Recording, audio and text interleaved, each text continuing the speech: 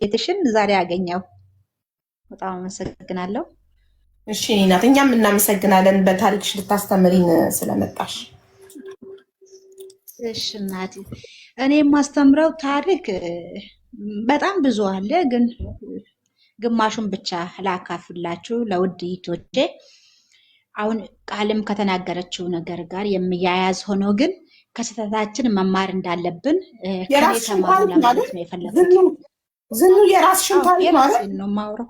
አዎ፣ ስለዚህ ጀምሪ። የትዳር ኦኬ፣ እሺ፣ ከትውውቃችሁ ጀምሪ። ጋብቻ ከሆነ የህይወት ከሆነ ደግሞ ካስተዳደግሽ ጀምሪ። ኦኬ፣ የህይወቴን ላውራ። በአስተዳደግ እኔ የገጠር ልጅ ነኝ። በገጠር ነው ተወልጄ ያደግኩት እና ከዛ በኋላ ትንሽ ልጅ ሆኜ ነበረ ስደት የወጣሁት። ከኛ ሀገር ሰው ብዙም ስደት አይሄድም። እኔ ስደት ሲሄድ ማለት ነው በጣም ይፈራ ነበር። አረብ ሀገር ሲባል ዘይት ይደፋል፣ ከፎቅ ይወረወራል በሚባልበት ጊዜ እኔ 10ኛ ክፍል ተፈትኜ ማትሪክ ውጤት አልነበረኝም። ከዛም በቃ ሰርቼ ማግኘት እንዳለብኝ ሐዋሳ ነበር የሚኖረው። ሐዋሳ ስኖር ያው ከልጆች ጋር ሳወራ ምን ስል አረብ ሀገር መሄድ እንደሚቻል ሄደው የመጡ ሰዎችም ሲያወሩ፣ ሱቅ የከፈቱት ፀጉር ቤት የከፈቱት ምናምን ሲያወሩ ለካ ይሄም ነገር አለ ይቻላል ብዬ አባቴን እጄ ያማከርኩት። አባቴ አይሆንም እያለም ትቼ አክስቴ ነበረችኝ አዲስ አበባ፣ አክስቴ ጋር ሄድኩኝ። አክስቴ ጋር ሄጄ አክስቴ ፓስፖርት ላወጣ ነው ስላት እሷም አልተስማመችም በሀሳቡ። በጣም መጥፎ እንደሆነና የማይታሰብ ነገር እንደሆነ አድርጋ ነበር የምታስፈራረኝ። ከዛም እሷ እንደዛ ብታስፈራረኝም አልሰማዋትም። ተደብቄ ሄጄ ፓስፖርት አወጣው። ፓስፖርት ላወጣ ሲሄድ ብር አልነበረኝም እና ይህም ብር አዲስ አበባ ሰርቼ ማግኛት ለእኔ በጣም ከባድ ነበረ። እኔ አረብ ሀገር ለመሄድ ብዬ አዲስ አበባ ሄድኩ እንጂ ብር እንደሚያስፈልግ ብዙም አላስተዋልኩም። ከዛን አክስቴ የድግስ ወጥ ትሰራ ነበረ። አሁን 40 ሲደገስ፣ ልደት ሲሆን፣ ለቅሶ ቤት ሲሆን፣ የሆነ ነገር ሲደረግ ወጥ ቤት ነች እና እዛ ጋር ሰዎቹን አልኳት፣ ለሰዎች ከምትከፍዩ ግማሽ ትከፍይኛለሽ አልኳት። ከዛ እሺ ብላ ወሰደችኝ። እውነትም 3 ቀን ነው የሰራሁት። ለሰዎቹ ለረዳቶቿ 500 ብር ነበር በቀን የምትከፍለው። እኔ ደግሞ የቀን ግማሽ አድርጋ 3 ቀን ሰርቼ 1000 ብር ሰጠችኝ።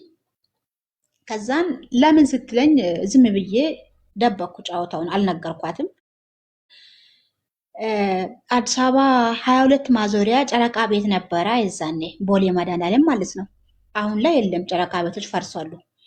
እና ከዛ እስከ ኢሚግሬሽን በእግሬ ነበር የሄድኩት። ሰውን ስጠይቅ ብቻ ኢሚግሬሽን የቱ ጋ ነው እያልኩ በዚህ ጋር ሄጅ እየተባልኩ ብቻ በእግሬ ሄጄ ኢሚግሬሽን ሄድኩኝ። አሻራ ሰጠው አይደለም ተመዘገብኩኝ። ተመዝግቤ አሻራ ልሰጥ ብዬ ሲሄድ እጄ አሻራ አልወጣ አለ። እጄ ያው ምን የገጠር ልጅ ነኝ፣ ከሰል ይዛለው እሷ ጋር ሄጄ ራሴን ያኔ አልጠናቀቅም። በዛ ምክንያት አሻራ እጄ አልወጣ ሲል እዛ ጋር ሰዎቹ አጠገብሽ የሚያቃስት ሰው አለ። ውድ ራቂ የታመመ ሰው ነው ማለት አዎ፣ ሽማግሌ እየጠበኩ ነው። ኦኬ፣ ሂጂ አቤት በይዋ። ከዛን ተውት፣ እሱ ዝም ብሏል። አዎ ብዬዋለሁ። ያው እኔ አጠገቡ ነው ቁጭ የምለው፣ እሱ ምንም ስለማያውቅ እኔ ነኝ የምንከባከበው። አጠገቡ ነው። አሁን ዝም ብሏል። ከዛን ሄድኩና እጅሽን በሎሚ አሽተሽ ሽንኩርት ሳትከትፊ ከሰል ሳትይዢ ተጠንቅቀሽ በሳምንት ነው የተባልኩኝ። ሄድኩኝ እንደተባለ አሻራ ሰጣው፣ ወሰድኩኝ። ከዛ ከኢሚግሬሽን ደግሞ ወደ 22 እስኪመጣ ድረስ ምን እያየው ነበረ? የውጭ ሀገርና የሀገር ውስጥ ሰራተኛና አሰሪ አገናኝ ኤጀንሲ የሚለውን ጣሪያ ላይ የተጻፈውን እያነበብኩ ነበረ። መንገድ ላይ እየፈለኩ መጣው፣ ደረስኩኝ። እንዳጋጣሚ ከአክስቴ ቤት ጎን ላይ ነበረ 22 መሄጃ ታክሲ መንገድ ነው የሚያቋርጠው፣ እስፓልት ዳር ነው ኤጀንሲ ቤት ያገኘሁት። ፍላወር ኤጀንሲ ነበረ እዛኔ የነበረው። ሄድኩኝ፣ ፓስፖርትን ሰጠዋት። በ15 ቀን ቪዛ መጣ። በ15 ቀን ቪዛ መጥቶ እኔ አሁን ላይ ደላላ ይበላል ምናምን ይባላል። ያኔ ግን ምንም በማላውቅበት ጊዜ ራሱ ደላላ ሳይበላኝ 3000 ብር ብቻ ከፍዬ ሄድኩኝ ኩዌት ለመጀመሪያ ጊዜ። ትልቁ ታሪክ የሚጀምረው እዚህ ጋር ነው። እና ለመጀመሪያ ጊዜ ኩዌት ሄድኩና እየሰራው የማገኘውን ገንዘብ ለቤተሰብ ነበር የሚልከው። በወር አንዴ ነው ቤተሰብ ማወራው፣ እሱንም ብር ከላኩኝ ብቻ ነው። ቤተሰብ ለማውራት ስል ግዴታ ብር ልካለሁ። ለምን አለበለዚያ ስልክ ስለማይፈቀድ ብር ልከው ይመጡና ይደውሉልኛል። ብር ገብቷል እናቴ አባቴ ደህና ናችሁ የሚለው ነገር ቃል ብቻ ነበር የሚሰማው። ብር የሚልከው በወንድሜ ስም ነበረ። 2 ዓመት ድፍን ኮንትራት ቤት ሰርቼ ኢትዮጵያ ሲገባ ከአዲስ አበባ ትራንስፖርት ከፍዬ የሚሄድበት ብር እንኳን እጄ ላይ አልነበረም፣ አካውንትም አልነበረኝም። ከዛ አዲስ አበባ ወረድኩና ኮንትራቴን ጨርሼ ኢትዮጵያ ገባውና ወንድሜን ብሬን ጠየኩት። ምንም ብር እንደሌለኝ ነገረኝ። ባዶ እጄን እንደሆንኩኝ ነገረኝ። ምንም ነገር እንደሌለ ለቤተሰብ ነው የላክሽው ለወላጆች ነው አንዳንድ ነገር ነው ያደረኩት፣ ምንም ነገር ብር የለም ስል እሺ በቃ ድጋሚ የሚሄድበትን ብር ስጠኝ አልኩ። ድጋሚ ሳውዲ ላከኝ እሱ። አሁንም ሳውዲ ሄጄም 2 ዓመት ለራሴ የምለው ነገር የለም፣ ባዶ እጄን። ባዶ እጃችን የምንቀረው ትልቁ ምክንያት ምንድን ነው? እኛ በተለይ የገጠር ልጆች፣ ስለ ከተሞቹ አላውቅም፣ የገጠር ልጆች እኛ ምንድን ነው ባዶ እጃችን የሚያስቀረን ነገር፣ የራሳችን አካውንት ይዘን አንሄድም፣ ከፍተን አንሄድም፣ ለእኛ የምንለውን ነገር አመቻችተን አንሄድም። ስደት ብቻ ስለሆነ ቤተሰብ ለማርዳት ከመሰደድ በስተቀር የምናደርገውን ነገር ፕላን አናደርግም። ትልቁ ችግራችን ይሄ ነበረ። ሄድኩኝ። አሁንም ድጋሚ ሄጄ ሳውዲ ሲሄድ አሁንም እንደ ኩዌቱ ወር ሙሉ የእናቴ ድምፅ ናፍቀኛል፣ የአባቴ ድምፅ ናፍቀኛል። በቃ አሁንም እንደተለመደው ለወንድሜ እየላኩኝ የእነሱን ድምፅ ለመስማት ብቻ ስል እሱ ጋር እደውላለሁ፣ አወራለሁ። አሁንም አጣው፣ ባዶ እጄን ገባው። ገብቼ ግን በዛ ሁሉ መሃል አንድ ነገር ምንድን ነው ብርሽ አለ ነው እየተባለ ያለው። ብር የለም አልባልም አንድም ቀን። ብርሽ አለ፣ ከብት እያረበንልሽ ነው፣ ዝንጅብል እየተከልን ነው፣ የኛ ገጠር ነው ብዬሻለሁ አለ ብርሽ፣ በቃ መተሽ አርፈሽ ነው የምትኖሪው፣ ምንም አትከፍም፣ አይዞሽ በርቺ ነበር የሚባለው። ይሄ ወሬ ስለሚሰማ እዛ ጋር ደስ የሚል ነገር ነበረ። በቃ አለ ነው የሚባለው። እንደ መጀመሪያ እኮ አትበይም እንዴ፣ ሁለቴ መቃጠላል እንዴ እኛ ፈጣሪ አንፈረም እንዴ ይሉኝ ነበረ። አለ በቃ አሁንማ ተቀማጭ አለኝ ብዬ ሰርቼ ከሳውዲ ስመለስ አሁንም ያው ነበርኩኝ። ትንሽ ብር እጄ ላይ ይዤ ነበር የገባሁት። አሁን አንቺ ቅድም ቃልን ስትመክረት ለራስሽም ያዢ፣ ነገ ከመውደቅ መንገዳገድ የሚባል ነገር አለ፣ ይደግፍሻል፣ ለራስሽም ማስቀምጭ የሚባለው እውነት ነው። ትንሽ ለራስም ደበቅ አድርጌ ይዤ ነበር የገባሁት። ከሳውዲ ሲሄድ በይዞ ታምሜ ነበረ ከሳውዲ የሄድኩት። በጣም ታምሜ ሆስፒታል ወደ ወር ከ17 ቀን ተኝቼ ታክሜ ነው ኢትዮጵያ የገባሁትኝ። ከዛ አሁንም ኢትዮጵያ ገብቼ ብር ስጠይቅ ወር ከ17 ቀን ሆስፒታል ተኝቼ ስልክ አላወራም፣ አልደውልም፣ አልጠይቅም። በዛ መሃል ብር የሚባል ነገር ከናካቴው እኔም ተረሳው፣ ገንዘቡም ተረሳ። ከሆስፒታል ወጥቼ ቀጥታ ኢትዮጵያ ሲገባ ወንድሜ ጋር ደወልኩኝ። መጣኝ፣ ተቀበለኝ። አሁንም እሱ ጋር ምንም ነገር እንዳልነበረ፣ የተገዛ መሬት የራሱ እንደሆነ፣ የተተከለ የተዘራ ነገር ሁሉ የራሱ እንደሆነ፣ ከብቶች ነበሩሽ ተብሎ ፎቶ ስላክልኝ የነበረው ከብቶቹን እንዲህ በቪዲዮ ሲልኩልኝ የነበረው ሳውዲ ያለው ሁሉም ለካ በራሱ ነው። ለኔ የሚባል ነገር ምንም እንክ የሚባል ነገር አልነበረም። ከዛን በቃ ከዚህ በኋላ እስከምሰደድ አልኩና ስራ መስራት ጀመርኩኝ። ስራ መስራት ፈለኩና ስራ ምግብ ቤት ከፍቼ ልስራ፣ ሱቅ ልክፈት። ሰውን አላማክርም፣ ሰው የለም። እኛ ሴቶች የራሳችን የምንለው ሰው ሲኖር ነው የምንለወጠው። የራሳችን የምንል ሰው ከሌለን ማቸም አንለወጥም። 20 ዓመት አይደለም 100 ዓመት እንኳን እግዚአብሔር የሰጠንን እድሜ ምድር ላይ ብንኖር በተለይ የገጠር ሴቶች አንለወጥም፣ እውነት ለመናገር ማለት ነው። እና ምግብ ሱቅ ከፈትኩኝ። መጀመሪያ ሱቅ ከፍቼ የሚረዳኝ የሚያግዘኝ አልነበረም።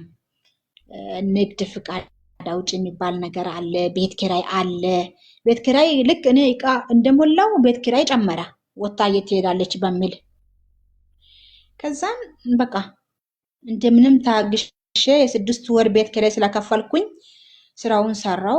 በኋላ ላይ እሱንም የ6 ወሩም የከፈልኩበትን ከሱቁ ላይ አልተካውም።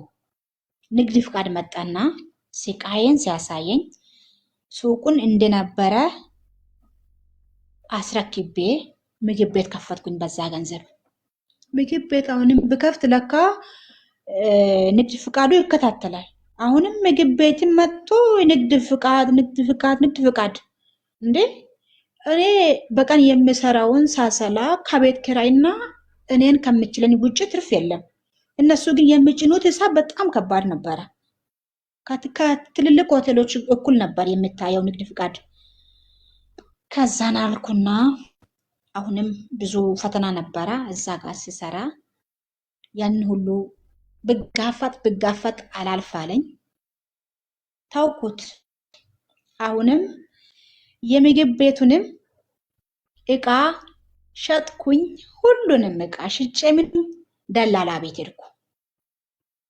በመጨረሻ ደላላው ስራ እንዲያስቀጥረኝ ማለት ነው። ደላላ ቤት ሄጄ ከዚህ ሰፈር ይራቅ ያለበት የትም ሰው ከዚህ ሰፈር በቃ መኪና ሙሉ ቀን ተጉዞ የሚደርስበት ሰው የማያውቅበት ብቻ የትም ስራ ይሁን አያስገባኝ አልኩ ደላላውን። ደላላው ከዚህ ራቅ ያለበት አለና እውነትም ራቅ ያለበት ነው። በቃ እኔ በጣም ከባድ ሩቅ መንገድ ነበረ መኪናው ተጉዞ ከሐዋሳ ነበረ ደላላ ቤት የሄድኩት። ከሐዋሳ ወደ ባሌሮቤ ላከኝ። ባሌሮቤ ሊኮኝ ባሌሮቤ ሄድኩና ሰው ቤት ተቀጠርኩኝ። ሆቴል ምግብ ቤት ማለት ነው። ምግብ ቤት ተቀጥሬ እየሰራው እያለ ያው ጥቃት ምንጊዜም በሴቶች ይበረታል። ቢሆንም ደግሞ አዛኝ ሰውም እንዳለ ሁላ መጥፎ ሰውም አለ።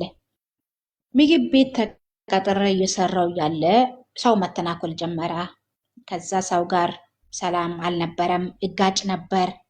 አንድ ነገር እጅ መስጠት ለኔ በጣም ይከብደኝ ነበር እና እዛ ባልሮቤ ሆኜ ምግብ ቤት ከምሰራበት ተቀጥሬ ሰው ቤት ሆቴል ተቀጥሬ ከምሰራበት እኔ ማዘጋጀው ምግብ ያ ወንዱ ልጅ የሚያዘጋጀው አይደለም። እኔና ሴትና ወንድ ወጥ ቤቶች አለን። ወጥ ቤቱ ሸክላ ጥብስ ነው የሚያወጣው ወንዱ። እኔ ሌላ ምግብ ነበር የማወጣው፣ ክትፎ፣ ዱለት፣ ጎረድ፣ ሌላ ደግሞ ለጋ ጥብስ ለብለብ ያለ እንደዛ ነገር ነበር የማወጣው፣ አይብ። ከዛም ከዛ ልጅ ጋር ከወጥ ቤቱ ጋር ማለት ከሸክላ ሰሪው ጋር ሸክላ ጥብስ ከመሰራው ልጅ ጋር እሱ ባቀረበኝ ጥያቄ አልተስማማውም ነበረ። ከዛም በቃ ሰላም አልነበረም፣ እንጋጭ ነበር ብዙ ጊዜ። ከዕለታት አንድ ቀን ለሱም ለኔም አንድ ረዳት ነበረ ያለን። ተጋጨው። ረዳቱ ተናገረኝ። የተናገረውን ረዳት መጥበሻ የጋለ መጥበሻ አንስቼ ግንባሩን ስለው ተፈነከተ። በኋላ ላይ ከስራ ወጣው። ማታ ለነሱ ጠብቀው እንደ መደብደብ ነገር ሆነ። ከዛን እኔን ወደ ሆስፒታል፣ ልጁን ደግሞ ወደ ፖሊስ ጣቢያ ወሰዱ። ከዛ ምግብ ቤት ወጣው። ከዛ ምግብ ቤት ወጥቼ ባልሮቤ ኤርፖርት አሁንም ምግብ ቤት ገባው። ኤርፖርት የሚሰሩ ለሰራተኞች ምግብ ማዘጋጀት ማለት ነው። እና እዛ ገባሁኝ። እዛ ገብቼ እየኖርኩ እየሰራው ብር መያዝ ጀመርኩኝ። እሰራዋለሁ። 3 ወር ነው እንደዛ ባልሮቤ ኤርፖርት ወጥ ቤት ሆኜ እየሰራው 3 ወር ነው 4 ወር ብር 10,000 ብር በ4 ወር ውስጥ ያዝኩት። ያንን ይዤ ተከራይቼ ጀበና ቡና መስራት ጀመርኩ። ጀበና ቡና ተከራይቼ እየሰራው እያለ ያ ሆቴል ላይ የፈነከትኳቸው ልጆች ተከታትለው መጡ። ተፈልገው ተከትለውኝ መጥተው ሲያናግሩኝ ምናምን ከነሱ ጋር የሆቴሉ ባለቤት ሰላም እንዲያወርድ አደረግኩኝ። ታረቅን፣ ሰላም ሆንን። እኔም ሰርቼ እንዲበላ ፈቀዱ። ከነሱ ጋር ፒስ ሆንኩና የራሴን ስራ ጀበና ቡና በረንዳ ተከራይቼ መስራት ጀምሬያለሁ። ጀምሬ እየሰራው በቃ እዚህ ጋር አሁን ንግድ ፍቃድ አልጠየቅም፣ ቤት ኪራይ አልጠየቅም። ሙሉ የጀበና ሴርሞኒ የሆቴሉ ሰውዬ ነው። እኔ ብቻ ቡና የራሴን ገንዘብ አምጥቼ የራሴን ቡናና ከሰል ብቻ ይዤ መጥቼ ሰርቼ ነበር የሚገባው። ቦታውን 1500 ብር ስሉ ሰው ሁሉ ውድ ነው ብሎ ብስል ስራውን ሂሳብ ሰራው። በቀን 1 ኪሎ ቡና የምሰራ ከሆንኩኝ ትርፉ ምን ያህል ነው?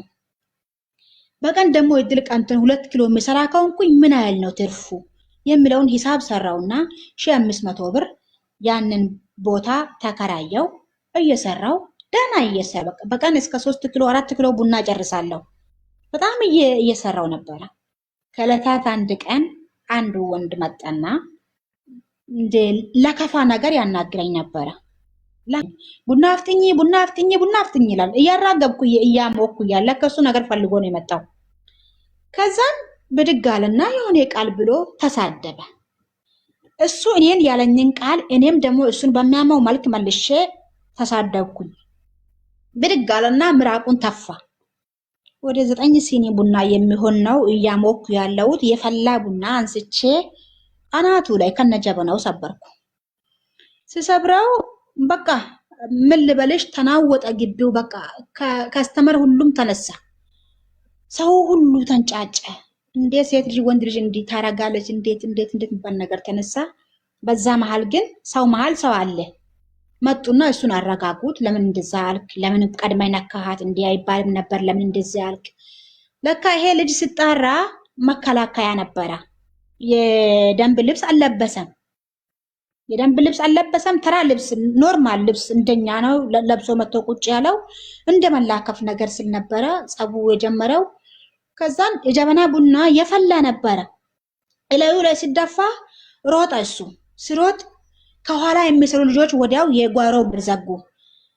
ከሳውዲ ሲመለስ የገዛሁት ታች ስልክ ነበረችኝ። የዛን ጊዜ ታች ስልክ በጣም ብርቅ ነው። ያችን ታች ስልኬን ይዞብኝ ሮጧል ብዬ ተከትዬ ወደ ጓሮ ሲሄድ ላጥ አርጎ ያዘኝና ቁጥርጥር ዊግ ተሰርቼ ነበረ። የአንገት ብር አለኝ። የአንገት ትልቅ ብር አለኝ። ከነ ቁጥርጥር ዊጌ አጨማዶ ይዞኝ ብሬን በጠሰ። የኔ ብር ተበጥሶ የሱንም የአንገቱን ብር በጥሳለው። ግብ ተፈጠረ።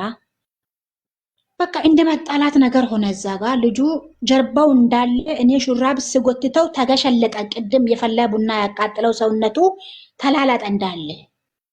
በቃ ስላላጥ እኔንም ፈራውኝ። እቃውንም ትቼ ሁሉ ነገር ትቼ ለራሴ ሮጬ ሸሸው። ከሸሸውበት ያው ሰውን አንዳንዴ ለችግርም የሚያደርሰው ሰው ነው፣ ከችግርም የሚያወጣው ሰው ነው። ለምን ትሻሻለሽ? አንቺ ጥፋተኛ አይደለሽም፣ ናይ እንጂ አሉኝ። እሺ ብዬ ወይም እንደሄድኩ ብቀር ምን አለበት? ተመልሼ መጥቼ ለከሳየው 3 ሲኒ ተሰብሯል፣ ጀበና ተሰብሯል፣ ቡና ተደፍቷል። ሂሳብ ሰራው ላዩ ላይ 3 ሲኒ 15 ብር፣ ጀበናው 30 ብር 45 ብር ነው። 9 ሲኒ ቡና 45 ብር ነው። 90 ብር አሁን ክፈል እዚህ ጋር። ልጁ ለካ ያሰበውን አስቧል። እሺ አለና 100 ብር ሻጥ አድርጎ ሰጣ። ደስተኛ ሆኜ 100 ብሩን ወሰድኩና ነገሩን ሁሉ ረስቼ እዛ ጋር እናስታርቅሽ ስሉ እሺ ብዬ ታረኩኝ።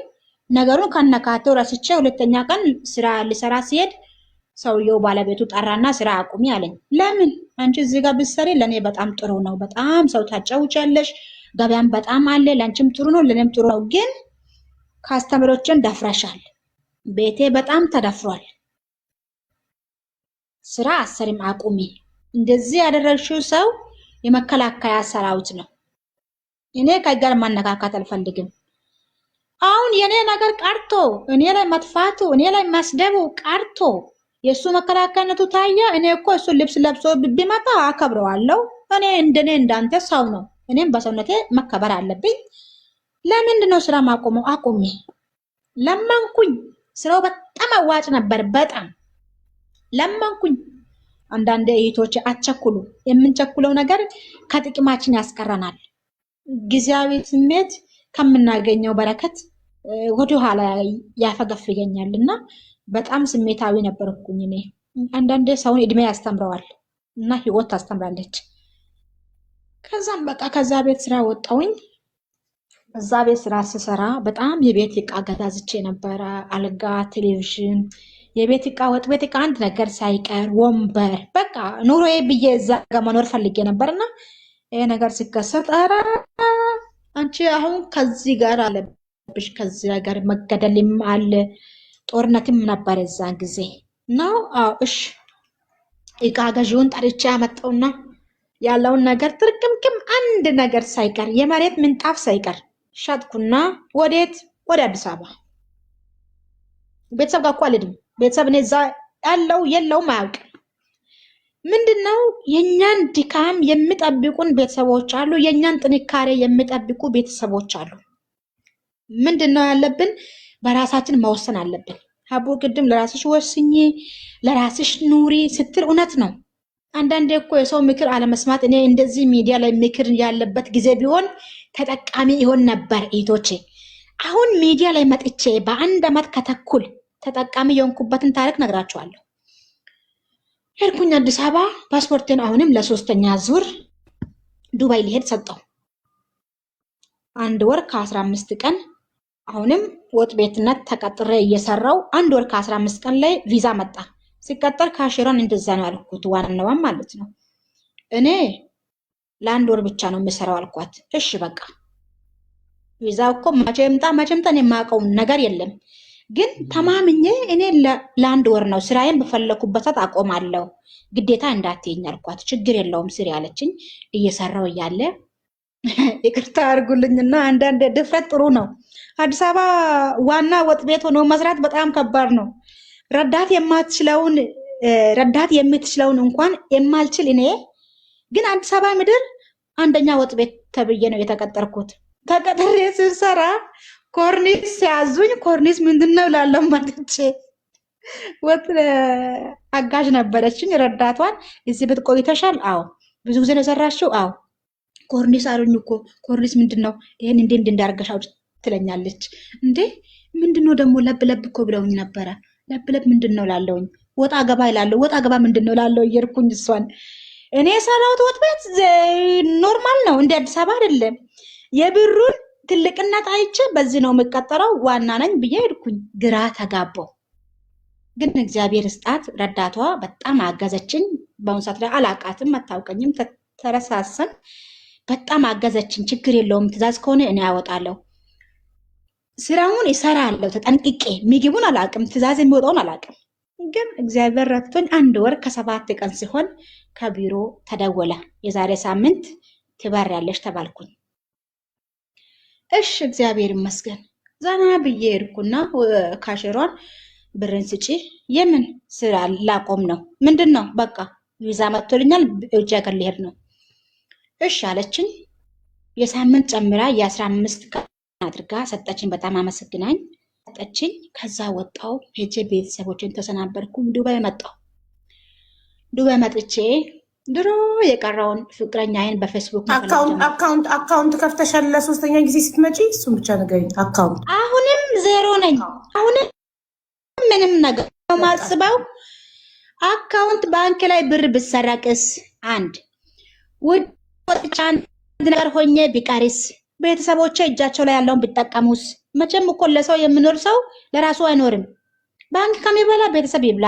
አንድ ይሄ ነው። ሁለተኛ ነገር ደግሞ የራስ የምንል ሰው ከሌለ አካውንት ኢቭን አካውንት እንኳን ብኖር የራስ የምንለው ሰው ከሌለን ሁሉ ጊዜም ምን እንጃ ብቻ ብዙዎቻችን ውዳቂዎች ነን። ይቅርታ አድርጉልኝና እንደኔ ከኔም ጀምሮ ማለት ነው። ዱባይ ሄድኩኝ። የድሮ የቀረ ፍቅረኛዬን በፌስቡክ ፈለኩኝ፣ አገኘው። ተጃጅዬ ሳገኝ እሱ ያለው ሳውዝ አፍሪካ እኔ ያለው ዱባይ ብሎ ካላገኝ ወዲያው እንዴ ምን ሆኖ ነው ብዬ በጓደኛዬ ስልክ የሱን ስም ጽፌ ገብቼ አዳርጌ እኔ ሜሴጅ ጽፋለሁ። እኔ ጽፌ እሱ ኖርማል አውርቶኝ ይወጣል፣ እሷ ደግሞ ድጋሚ ታወራዋለች። አሃ ሎጋውት ብዬ መውጣት አላቅም። አንዳንዴ እኮ ድድብና ሲበዛም መጥፎ ነው። ይቅርታ አድርጉልኝ። ሎጋውት ብዬ ቢወጣስ እሷም ሎጋውት ብላ መግባት። ከዛን እኔ ቀረውና እሷን መብራት ጀመራ፣ ከእሷ ጋር መሆን ጀመራ። እኔ ደግሞ እሱን እንደሚወደው እሱ ያቅ ነበረና ግን አልሆነም። ተጃጅዬ ስል እሷ እንደጠበሰችው ከእሷ ጋር እንደሚያወራ ነገረችኝ።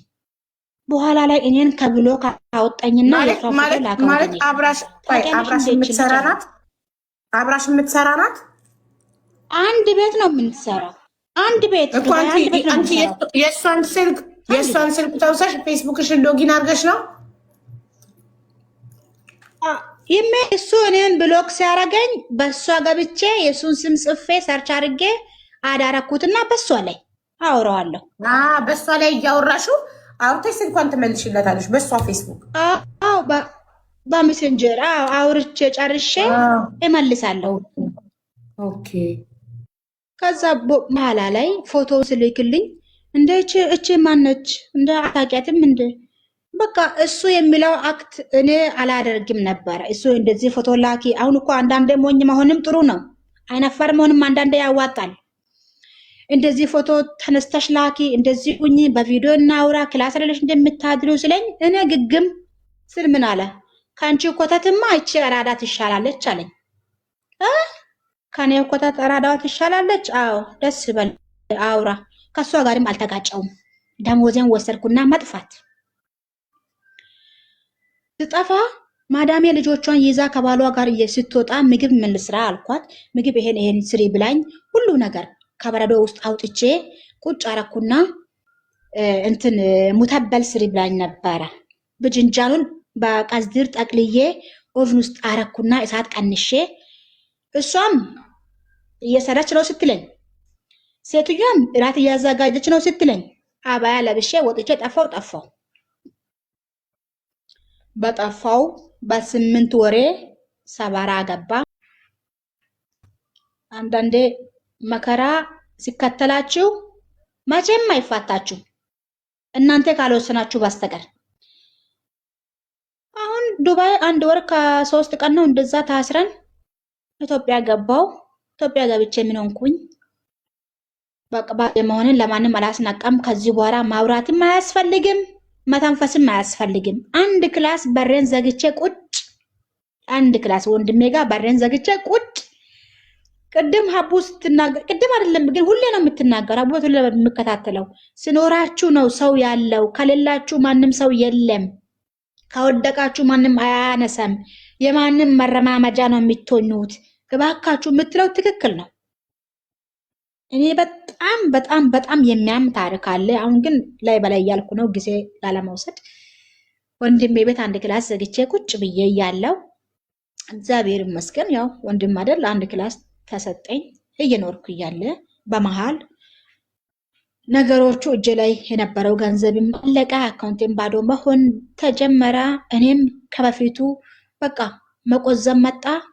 ወንድሜም በቃ አልፈልግሽም ከቤት ውጪ ማለት ጀመረ።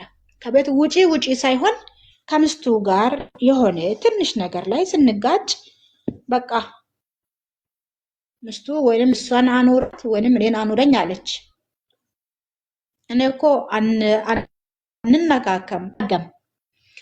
ከአንድ ክላስ ስቶቭ አለችኝ፣ ትንሽ የድስት አለችኝ፣ ሻይ ብርጭቆ አለችኝ። በቃ ራሴ ወጥቼ ዳቦ ገዝቼ እመጣለሁ። ራሴ በላው አልበላው ከክላስ አልወጣም። ግን በቃ እንዴት እንደምለው ከኔ ጋር ስትጋጭ ከሱ ጋር ጭራሽ ጦርነት ፈጠረች። ከቤት ውጭ ያለ አንዳንዴ መከራ ሊመክረን ነው። መከራ ሊመክረን በጣም ብጫጫንብን እንኳን እንደ መልካም ነገር መውሰድ አለብን። የ200 ብር ቤት ኪራይ የሚከራይበት ገንዘብ በሌለኝ ሰዓት ከቤት ውጪ ተባልኩኝ። ታላቅ ነው እያለው ታናሽ እህቴ ነበረች፣ አግብታ ልጅ እናት ነች። እሷ ጋር ሄድኩኝ። በጣም ከፈኝ። የዛሬ ይመስለኛል። በጣም ከፈኝ። በጣም ሰው እኮ አንዳንዴ ሲሞትም ወዶ አይደለም ራሱን የሚያጠፋው፣ አንዳንድ ነገር ላይ ሲደርስ ወዶ አይደለም እና ያም ሆኖ ግን ነገን አፍቅ ነበር። ነገ ሌላ ቀነችል ነበር። ከዛን የኢቴ ቤት ሆኜ እሷ እዛ ያለች የማኖራት እኔ ነበርኩኝ፣ የማደርግላት የሚሆንላት እኔ ነበርኩኝ። ግን ልክ 2 ቀን እንዳደርኩኝ የምትከራየውን ቤት ሊፈልግልሽ እንዳለችኝ እንዴ ለምን አልኳት። አይ በቃ ባለቤቴ እኮ ትንሽ አለች። አይ ባለቤትሽ በጣም ጥሩ ሰው ነው፣ አንቺ ነሽ እንጂ አልኳት። የዛን ጊዜ ለትዳር የሚፈልገኝ ሰው ነበረ፣ ጓደኛ ነበረ፣ የሚጠይቅ የሚከተል ሰው ነበረ። ልክ ከወንድሜ ቤት ሲወጣ ሰው ሁሉም ከናካቴው ጠፋ። ለካ ያለኝ መስሎት ነበር ሰው የሚከተለኝ። ስጠፋ አንዳንድ የተቸገረ እርጉዝ ያገባል የሚባለው ተረት እውነት ነው። ከዛን መሄጃ ሳጣ አንድ ሰውዬ ነበር የሚከታተለኝ። አልኩኝ እሺ ብዬ እሱ የ6 ወር ቤት ኪራይ ከፈለ። ቁጭ አልኩኝ።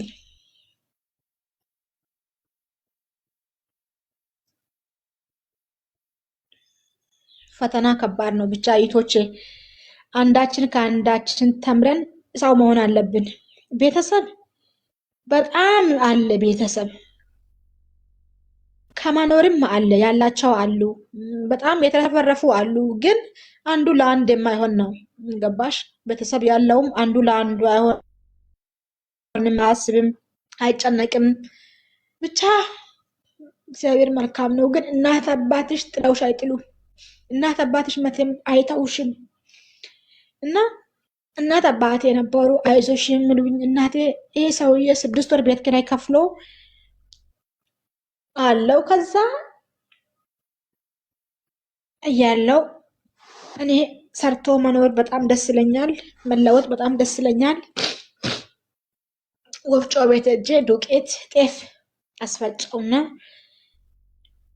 ምንም ሳልል ምንም ሳይከፋኝ ምጣድ ገዛው።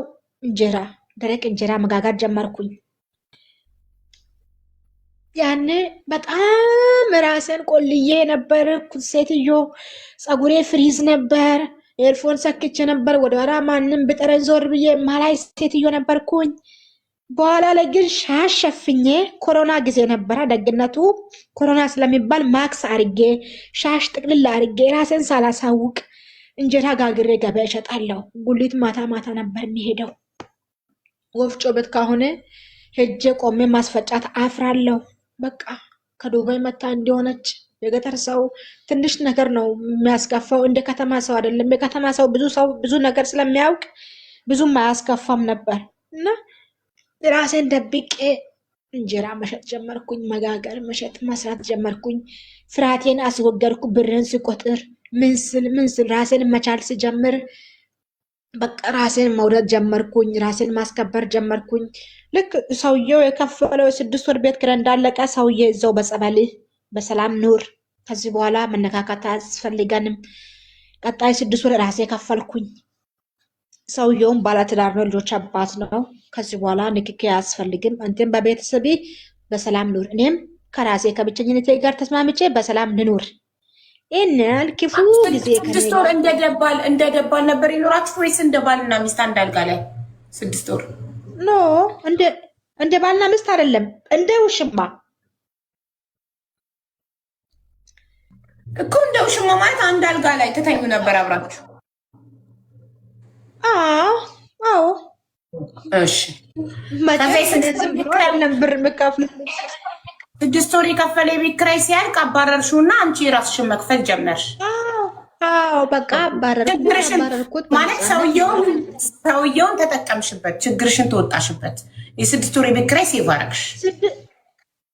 እንደውም ጠቀምኩት እንጂ እኔ እሱ 6 ወር ቤት ኪራይ ከፈለ እንጂ የዛን ጊዜ ሲሰራ ሲለፋ ምን ስል ሲያገኝ ቀለብ አልለውም፣ ይሄን አልለውም፣ የአመት በዓል አልለውም። አመት በዓል ጊዜ ብደርስ በቃ ኖርማሊ እሱ ነው እንደውም የተጠቀመው።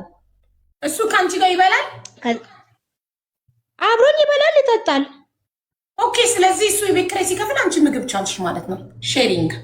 አዎ በቃ የሼር በዩ እንደዛ አድርገን ራሴን አሁን ላይ ቆም ብዬ ሳስብ አንዳንዴ እየሳኩም ላውራ ብዬ ነው። ራሴን ቆም ብዬ ሳስብ ይሄ ነገር እንደማያዋጣኝ ተረዳው። ለምን ባለትዳር ነው፣ ልጆች አሉት። እኔ የራሴን አይነት ሰው ብፈልግ በቃ ምለውን ነገር በራሴ ወሰንኩኝ። ክፉ ቀን አብራኝ ስላሁን እግዚአብሔር እስጤ ከዚህ በኋላ አብራን መቀጠል አንችልም። በቃ እዚህ ጋር የነበረን ነገር ማብቃት አለበት። አንተም አትምጣ፣ እኔም አልሄድብህም። በቃ ኖርማሊ እንደ ሀገር ሰው እናውራ። ከዛ ውጪ ጉዳዩ እዚህ ጋር ይቋጭ፣ ተነጋግረን ጉዳዩን ቋጭን። በነፃነት በራሴ ዓለም መውጣት መግባት መስራት ጀመርኩኝ። በቃ ሁሉን ነገር ተወጥቼ ገና እሱ በፊት ከተከራየው ቤት ትልቅ ቤት ተከራይቼ እቃ አሟልቼ እኔ በየሄድኩበት እቃ መግዛት በጣም ወዳለው ለቤቴ ሁሉን ነገር አድርጌ ቤት ሰው ሲገባ የባለትዳር ቤት እንጂ የሚባለው ላጤ ቤት አይመስልም። እሱ ከወጣ በኋላ ገንዘቤን ሴቭ እያረኩኝ እቁብ እየጣልኩ በእርግጥ የቤት ቀለብ አላጎልም ቢሆንም እቁብ እየጣልኩ በጣም ስለተጎዳው ያጣሁት ጊዜ የራሴ ያልኩት የገዛ ወንድሜ ውጪ እስካለኝ ድረስ ከዚህ በኋላ ወንድ የሚባል ነገር አላምንም፣ በቃ ሰው የሚባል ነገር አያስፈልግም ብዬ በራሴ እግር መቆም ፈለኩኝ። እንደዛ ሆኜ እያለሁ እግዚአብሔር መልካም ነው። ለእውነተኛ ትዳር የሚፈልግ ሰው መጣ። ላጤ ማለት ነው። ላጤ መጥቶ እግዚአብሔር ረቶኝ አገባው። አግብቼ ምን ሆንኩኝ? አሁን በቃ ኮመንታተሮች ታስቃላችሁ።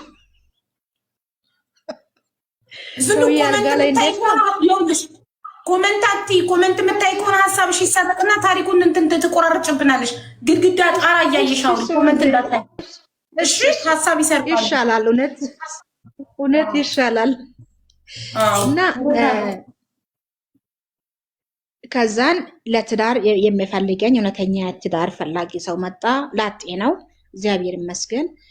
የተረጋጋ ሰው ነበረና አየው አጣንኩ በራሴ ለኔ ይሆናል ላይሆን የሚለውን ነገር ዘመናዊ ነው ጊዜያዊ ነው ታዊ ነው ወይስ ፈሪሃ እግዚአብሔር ያለው ነው ጧሪ ነው ቀባሪ ነው የሚለውን ነገር ከራሴ ጋር ተመካከርኩና ትዳር መሰረትኩኝ። ትዳር መስርቼ ቤተሰቦቼ ያልወደዱም ነበረ፣ በጣም ይቃወሙኝ ነበር። እናንተ እኔን መጋጥ ስለሚመቻችሁ የኔ የሚለውን ሰው አትፈልጉም፣ በቃ እኔ ደግሞ ለኔ ይሆነኛል ካልኩኝ እናንተ እንኳን ጠላችሁ፣ እሱም እናንተን ማጥላት አለበት። ለምን ሰው ከሆነን በኋላ እስክንገናኝ ድረስ አልኳቸው። በቃ እኔም እሱን ወስነን ተጫውተን ጨርሰን አውርተን ሰው ሆነን ስንለወጥ በራሳችን ፊርማታ እንገናኛለን። እስከዛ ደህና ሁኑ። ጠቅልዬ ያገባው አግብቼ እውነት ነው የምላችሁ እህቶቼ፣ በጣም በጣም በጣም በራሳችሁ ላይ ወስኑ፣ በጣም ወስኑ። ከዚህ ሰው ጋር ወስኜ ሲሄድ አንቺ አሁን ይሄን ሁሉ እቃ ይዘሽ ትሄጃለሽ፣ እቃሽን ሽጦ ይበላል፣ ነገ ደግሞ በባዶ እግርሽ ነው የሚያባርሽ፣ መንገድ ላይ ታለቅሻለሽ። ችግር የለውም እሱ እንደ ራሴ አቀራረብ ይወስናል አልኩኝ።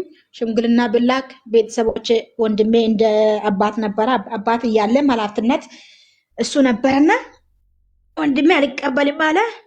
አትቀበልም አባቴ፣ አንተስ ልጄ ያንቺን ክፉ አያሳየኝ አለ። ተመስገን ከአባቴ ጋር ተስማማን፣ ከእናቴ ጋር ተስማማን። ሁሉን ነገር አለቃ። ልክ ልጁን እንዳገባሁት 6 ወር ማክሲማም 6 ወር አልሆነም፣ 6 ወር ላይ ፓስፖርቴ አድሼው ነበር የያዝኩት። ወደ ስደት ዓለም ወጣሁ። 6 ወር ማክሲማም 6 ወር ቆይቼ ስደት ሀገር መጣሁ። ስደት ሀገር መጥቼ ምንም ሳልል 3 ወር ሰራው። ብር ላኩኝ። እግዚአብሔር የኔም ማጣት ችግሬም ቤት ነበረ፣ የሱም ጉድለት ቤት ነበረ። ያጠናው ነገር አልነበረም። 3 ወር ሰርቼ ብር እንደላኩኝ እንጨት መፍራት ጀመረ። ብሩን በእጅ ያዝ፣ አንድ ላይ ስራ ተጀምራለች ስለው አይ ብር ከተያዘ ሌላ ሀሳብ ይመጣል፣ በያዝኳት ብር አንዳንድ ነገር እያደረግኩኝ ልጠብቅ አለ። እሺ አሁንም 3 ወር ሰርች ላኩኝ። ከዛ 6 ወር እንደሰራው ምን ሆንኩኝ? ከማዳም ቤት ጠፋሁ። አሁን ማለት ነው። አሁን ጠፍቼ ስሰራ እግዚአብሔር ምስክሬ ነው፣ 2 ዓመት አልሞላኝም። መሬት አለን። ልጁን ያገባሁት ባሌ መሬት አለው። ቤት ሰርቶ የኮርኒስ ፕላስቲክ አስገብቶ ግድግዳ ቻክ ጨርሶ መሬቱ ፈረከስ አልቆ ላሜራ በር ተገጥሞ ለዛውም የምትሽን ላሜራ በር በትልልቁ መስኮትና ሁለት ተካፋች በር በትልልቁ ተሰርቶ ሁሉም ነገር አምሮ አሁን የሚቀራል ምንድነው? መሬቱን ሴራሚክ ማድረግና የቤት ዕቃ ማግዛት፣ ውጪውን አሸዋ ግርፍ ማሰራት፣ መስኮት መግጠም፣ ትቼው መሄድ። አሁን ቅድም እዚህ ጋር ቃል ያለችው ነገር ዘበት ነው። ወንድ ልጅ ለቀለብ ነው እየላኩኝ ያለው ስትል ለቀለብ አንላክ። ለወንድ ልጅ ለቀለብ አንላክ። ለአመት በዓል ብል አንላክ። ለልብስ ብል አንላክ። ለምን እንላክ? ለሚያስፈልገው ነገር። እሱ ሰርቶ ነው የሚበላው። ሰርቶ ነው የሚበላው። ጣውላ ቤት ነው የሚሰራው። እንጨት መሰንጠቂያ ጣውላ ቤት ነው የሚሰራው። ጣውላ ቤት ከዚህ ቤት ቢያባርሩ ወዲያው እየደወለ ሌላ ቤት ነው የሚፈልገው። ምንድነው? ብር የላኝም፣ ብር የላኝም። እቃ ላይ ጭማሪ አድርጎ እኔ ላይ ብናገር አሁን ሚዲያ እግዚአብሔር ይመስገን እራት ምን እንደበላን ሚዲያ ላይ ይወጣል። ትላንትና ሽሮ በርበሬ ስንት ነው? ዛሬ ላይ መዋሸት አልተቻለም። ሚዲያ ላይ ሂሳብ ስላለ ዩቱብ ላይ ገባለው። የቀኑን የእቃ ጉዳይ የእቃ ገቢውን ሻያጩን የእቃ ሂሳብ መዝግቤ ይዛለሁ። ከዛን እሱን ሂድ ነው የሚለው እቃ ቤት ማለት ነው። እቃ ቤት ሂድ ጠይቅ፣ ስንት ነው እቃ ይሄ ተብሎ ከተባለ ብር በአካውንቱ አላስገባም። እቃ ሰውዬ ጭኗል፣ ሁሉ ነገር ጨርሳል፣ ሂሳብ ጨርሳል። አዎ የሚልክ ልጅ አለ እዚህ። ይሄን ገንዘብ ትራንስፈር አድርግ። ለእቃ ቤቱ ነው ለገዛበት። ቆርቆሮ ሲያወጣ ለቆርቆሮ፣ ጅብሰም ዱቄት ከወጣ ለጅብሰሙ ዱቄት፣ ፕላስቲክ ከና ምናምኑ ፕላስቲክ የኮርኒስ ጉዳይ ምስማር ከወጣ ለዛ እቃ ቤት ነው ትራንስፈር ማረገው። ለሱስ ምልከው ለምንድን ነው? ጭቃ ሲመረግ የቀን ሰራተኛ ሲኖር እሱንም ከኪሱ ነው የሚችለው። በቀን በቀን ይሰራል። ደሞዙም በቀን በቀን ነው የሚወስደው። እጅ በእጅ ነው የሚሰራው። እጅ በእጅ የሰራተኛ ይዞ መጥቶ ይንቀሳቀሳል። ለሱ ብዬ ያደረኩት ምንድን ነው? አንድ ሞተር ገዝቼለታለሁ። ማልዋሽ ማለት ነው። አንድ ሞተር ገዝቼለታለሁ። በዛች ሞተር ይንቀሳቀሳል። ግን ዝም ብዬ ለዚህ ላክስል እሺ ብዬ በወር እየመዘዝኩ ከላኩኝ ባዶ እጄን ነኝ። አሁንም እንደተለመደው ኪራይ ቤት ዞራለሁ፣ ወይንም ያኔ ውጭ ያለ ቤተሰቦችን ልለምናቸው ነው የሚሄደው። አይደለም። የራሳችን የምንል ሰው ከያዝን ገንዘብ መቆጠብ መያዝን መልመድ አለብን። ማስቀመጥን መልመድ አለብን።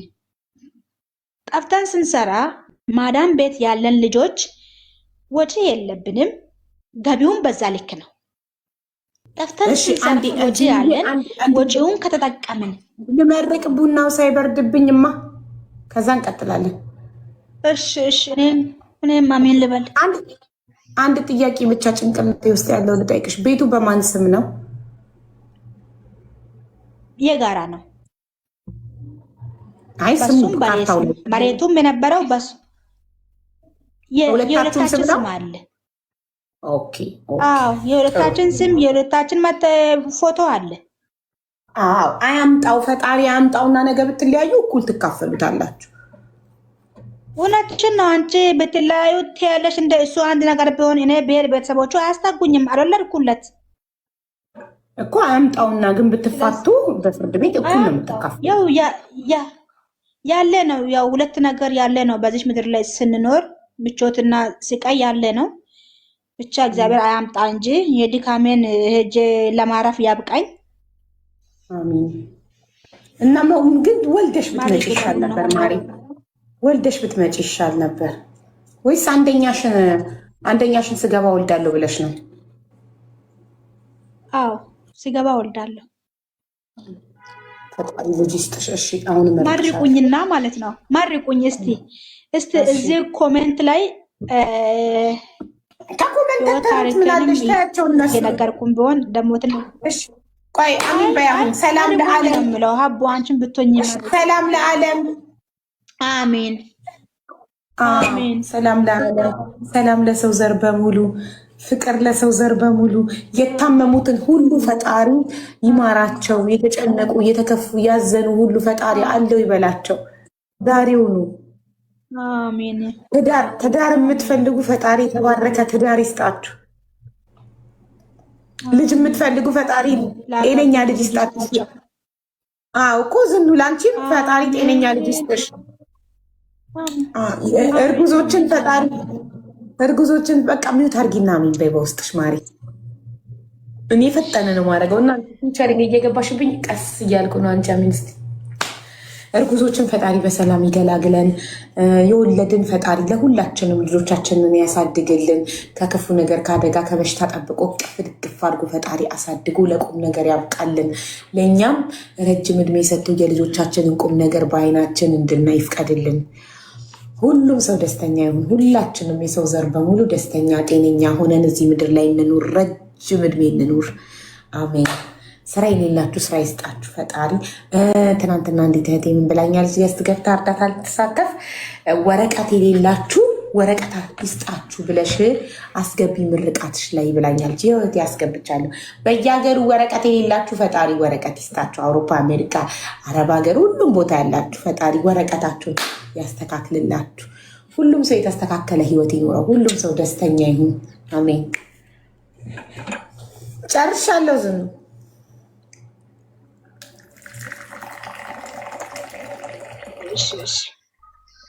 አንቺም እግዚአብሔር ዘመንሽን፣ ትዳርሽን፣ ልጆችሽን ይባርክ። አሜን አሜን አሜን አሜን። በወድሽ የያዝሽውን በጀርባሽ አቅፈሽ በእጅሽ አዝለሽ ለማየት ያብቃሽ። አሜን አሜን። እናት አመሰግናለሁ በጣም እና አሁን ገና በ2 ዓመት አንቺ ጀግና ነሽ። በ2 ዓመት ቤት የሰራሽ ጀግና ነሽ። ግን ብቻሽን አይደለም ከባልሽ ጋር እንደዚህ አይነት ጠንካራ ባል ባይኖርሽ ኑሮ በ2 ዓመት ብር እንደዚህ ቤት ሰርቶ አይጠብቅሽም ነበረ አይደለ? እውነት ነው። በጣም ትክክል ነው። እኔ ሳሎን ባሌ ነው የሰራው። እውነት ለመናገር እዚህ ጋር የእሱን ሀቅ መለባት አያስፈልግም። ጥንካሬ የሆነልኝ ባሌ ነው። እሱ በጉልበት በብልሃት አንቺ ደግሞ በብር የተከራየንበት ቤት ከተማ እያለ የተከራየንበት ቤት ከተማ እያለ እዛ አልቀመጥም ብሎ መጀመሪያ 1 ክላስ ቀድሞ ጨርሶ 1 ክላስ ጭቃ ብቻ መርጎ ለጥፎ ለስኖ ውስጡን ሊሾ አድርጎ ቀድሞ ገባ። እቃ ሁሉ ይዞ ሄዶ እቃ ወደዛ እያገለበጠ ወደዚህ እያገለበጠ ነው ቤቱን አሁን ያስጨረሰው። ከተማ ቁጭ ብሎ አይደለም።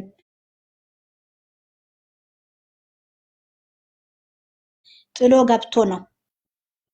እዚህ ጋር እግዚአብሔር አስተዋይ ሰው ይስጠንና የራሳችን የምንል ሰው ከሌለን እኛ ሁሌም እንጠቃለን፣ እንጎዳለን።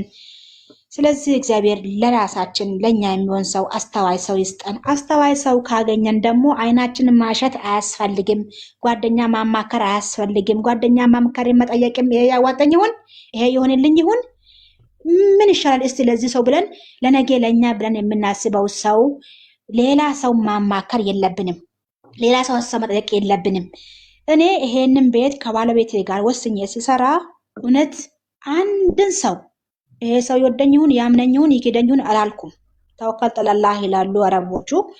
በእግዚአብሔር ላይ ሀሳቤንም እቅዴንም አላማዬንም አደራዬንም ትቼና ጥዬ ጀመርኩኝ። እግዚአብሔር ይመስገን። እሱም ሁሉን ነገር ትቶ ሁሉ ነገር የሆኖ አሳክቶልኛል። ምኞቴን አቅንቶልኛል። መንገዴን አበርትቶኛል። እኔን እዚህ ጋር በጣም ነው ያበረተኝ።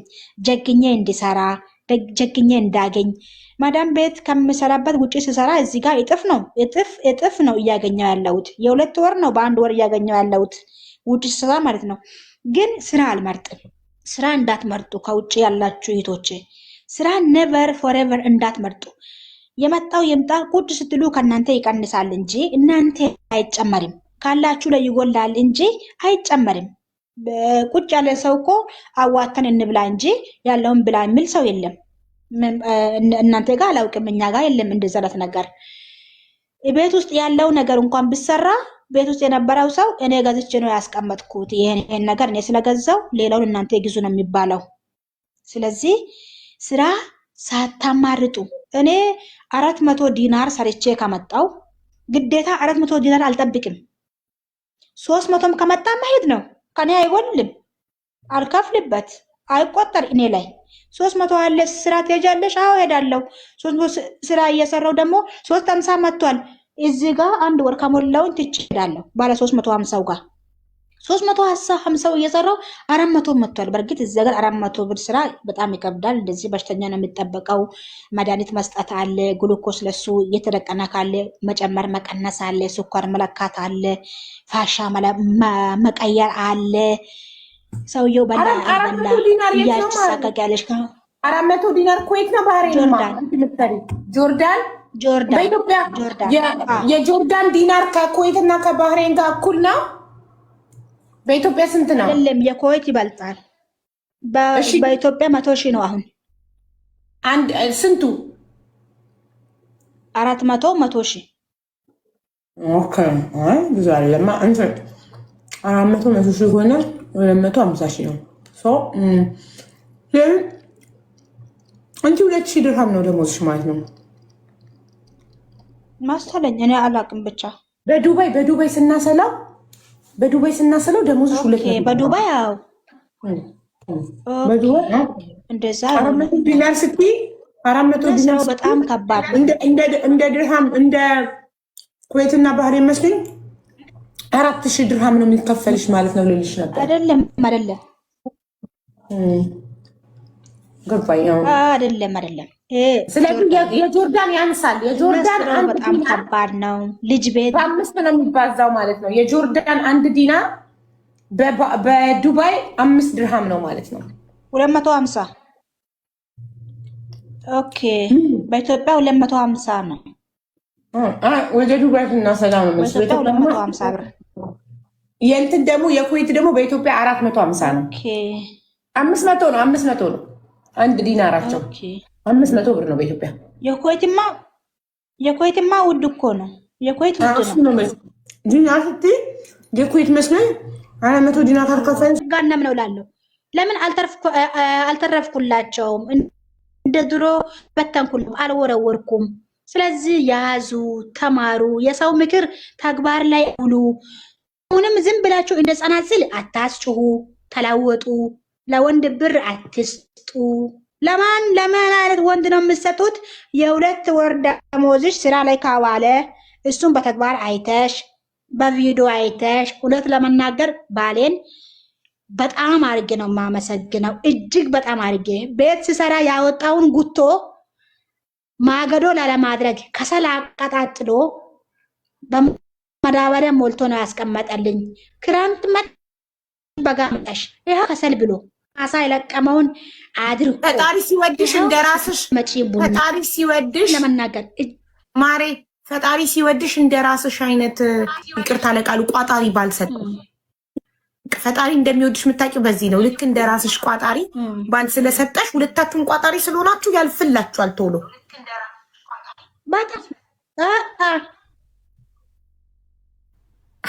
በጣም ቋጣሪ ነው። ቅርብ ቦታ ቤንዚል ከሞላ ነሰም ጃኬቱን ጭንቅላቱ ላይ አድርጎ ይሄዳል። ቅርብ ቦታ ከሆነ ጃኬት ጭንቅላት ላይ አድርጎ በቪዲዮ እያወራ እንደምን ነው ሞተርስ ቤንዚል ስንት እንደገባ መጨያሽ ይቀመጥ ቤት ውስጥ ይቆም የቸገረ ይሆናል ሞተር ይላል። እውነት ለመናገር ማለት ነው። ያገኘውን አይበላም፣ ያገኘውን አያደርግም፣ ያገኘው ነገር አያምረውም። በቃ እንደኔ አይነት ነው። የኔ ቢጤ ነው እግዚአብሔር የሰጠኝ። ለእናንተም እግዚአብሔር እንደናንተ አይነት እንደምተ የእናንተን ቢጤ ይስጣችሁ እህቶቼ። አሁን አቡ ያለችው ነገር ልጅ ሀቡ እውነት ነው። ሁሉም ነገር እግዚአብሔር ሲፈቅድ ነው። እግዚአብሔር ይሰጠኛል ብዬ እግዚአብሔር አዳምን ላይ ሲፈጥር ቀድሞ ለአዳም ያስፈልገውን ነገር ነው የፈጠረው። ለሰው ልጅ የሚያስፈልገው እግዚአብሔር ሰማይን ምድርን በስተመጨረሻ ነው የፈጠረው። ያ እግዚአብሔር ደግሞ ልባትሽን ይዘሽ በኪራይ ቤት አትንከራተች፣ በሰው ቤት አትንከራተች፣ ሸክላና ልጅ አዝለሽ አትዙሪ፣ በራስሽ ቤት እስክትኖሪ ድረስ እኔ ይዣለሁ ብሎ ከሆነ አልሐምዱሊላህ ረብል ዓለሚን ተመስገን። እግዚአብሔር ስሙ የተባረከ ይሁን።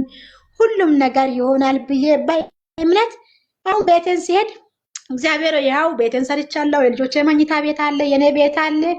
በእኔ በልጆቼ ማኛ ይሰጣል። ሁሉ በእግዚአብሔር እጅ ነው። እኛ ብቻ እንዘጋጅ፣ እንቸኩል። እኛ ተዘጋጅተን ስንጠ እግዚአብሔር የሚያደርገው ነገር አያቅተውም፣ ከብደውም ሁሉን ነገር ያደርጋል። እሱ ሳያውቅ በህይወታችን አንድ ነገር የሚሆን የለም። የፈጠረን ለእኛ የሚያስፈልገውን ቀድሞ አዘጋጅቶታል። እኛንን እንጂ የምንቸኩለው እህቶች፣ ለነገሮች አንቸኩል፣ አንፍጠን። አሁን ብዙ ልጆች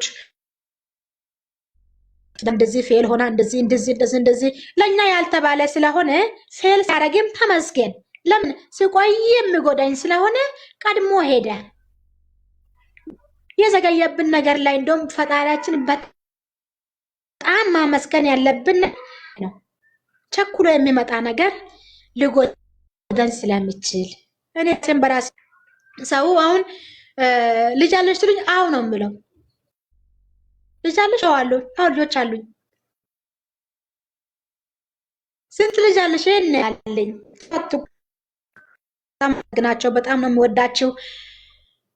ዛሬ ሰፊ ጊዜ ተጨኩኝ። ሀቡ እግዚአብሔር አምላክ እድሜና ጤና ይስጥሽ፣ የተመኛሽው ሁሉ ይሳካልሽ፣ ህይወትሽ ሁሌ ያማረ የሰመረ ይሁን። ተባረኪ ተባረኪ። የሰው ፍቅር ይስጥሽ፣ የሰው መውደድ ይስጥሽ። በሰላም እሺ። ስንት ዓመትሽ ነው ዝኑዬ? የመጨረሻ ጥያቄ ስንት ዓመትሽ ነው? ውዴ እኔ አሁን 36 ዓመቴ።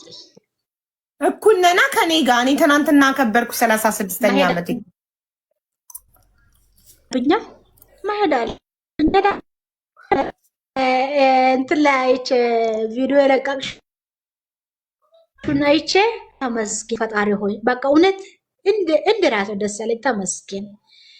በቃ እግዚአብሔር አምላክና አመስጋኝ ሰው ሲያደርግ ነው። እግዚአብሔር አሁንም አብስተ ይባርካት። በዛ ላይ ደግሞ ለአንቺ ልደት የሚሆነውን ነገር ለተቸገሩት ስታደርጊ እውነት እኔ ቲክቶክ ብር ላይቭ ላይ ገብቼ እንዳልሰጥ ምናምን ማለት ነው። ቲክቶክ ዝም ብሎ ነው። ወይ ካንቺ ብር አረና ብር ነው አይደለም? በፍጹም አይደለም ሀቡ። አሁን እኮ አሁን እኔ እርዳታ ላድርግ ብል እኔ ማን እንደሆንኩኝ እኮ አንቺ አታውቂም። አሁን ነው እንጂ ያንን ላድርግ ብል ባደርግ አሞር ሃፒ ግን አልችልም። ከዛ ምንድነው ለራሴ ገብቼ ታፕ አድርጌ እሱም እርዳታ በጣም ደስ ብሎኝ ነው የወጣሁትና ያደረግሽው መልካም ነገር ሁሉ በረከቱ ለልጅ ልጆችሽ ይተፍ። አንቺም ተባርከሽ። እኛ ሀገር ሰው ምንድነው የምለው ሲማርቅ ጥርስ ባልገርገፍ ነው የምለው። ያ ማለት የእርጅና ጥግ ማለት ነው። የእድሜም ጥርስ ይርገፍ ስትል ይመስለኝ ነበር። ጥርስ ይርገፍ ማለት ነው እርግማን ይመስለኝ ነበር። ምርቃት ነው እንዴ? ጥርስሽ መለቅ ነው። ያ ማለት ያ ማመሽን ያቸው ጥርሳቸው ባልጋቸው ላይ አላለቀም። እድሜ አልጠገቡም። ጠግበዋል። ይህ ማለት ነው። ገባኝ አሁን። ቴንኪዩ በጣም እናመሰግናለን ዝኑ፣ ታሪክሽን ስላካፈልሽን እጅግ በጣም አድርገን እናመሰግናለን። በጣም አስተማሪ ነው ታሪክሽ።